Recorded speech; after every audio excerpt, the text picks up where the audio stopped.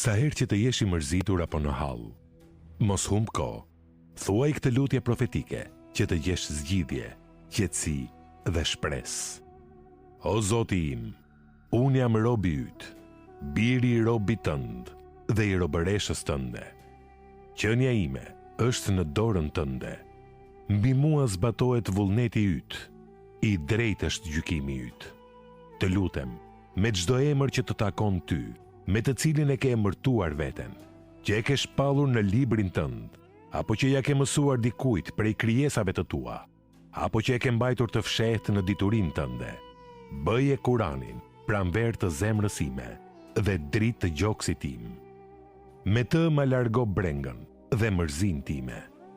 Profeti, paqja dhe mëshira e Zotit qofshin mbi të, ka thënë: kush i thot këto fjalë, patjetër që Allahu i madhëruar do t'i jap zgjidhje problemit të tij dhe pikëllimin do t'ia kthejë në gëzim.